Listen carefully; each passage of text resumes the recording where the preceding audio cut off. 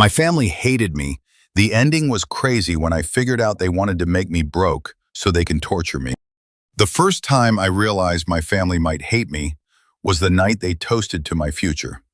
You won't believe the ending. Here's to Daniel, my father said, raising his glass.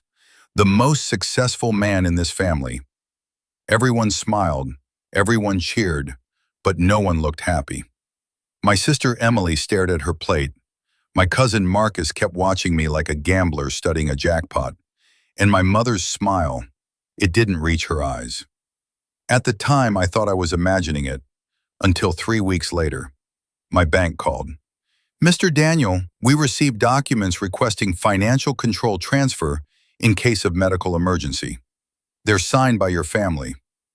My family? I asked. Yes, your mother initiated the request. My stomach dropped. I hadn't signed anything. That night I went home early. The house lights were on, so I walked quietly around the side of the house.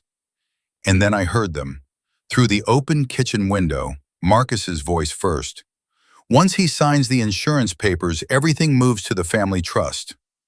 Emily sounded nervous. What if he doesn't sign? My father answered calmly. He will.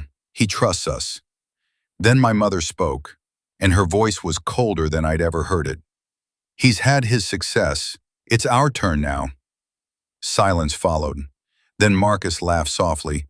And if something unfortunate happens? My father didn't hesitate.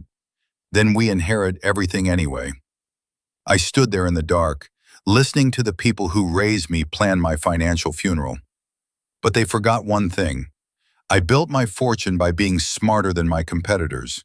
So I went to my lawyer the next morning. Every account moved, every asset locked, every document rewritten. 2 weeks later, I invited them all to dinner. They came smiling, just like before. Halfway through the meal, I placed a recorder on the table and pressed play. Their voices filled the room, their plan, their betrayal. No one spoke when it ended. My mother looked like she'd seen a ghost.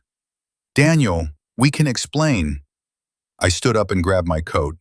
You already did. My father's voice shook. What happens now? I smiled. Now? I opened the door. You get nothing. And for the first time in my life, I walked away from my family, rich in every way that mattered.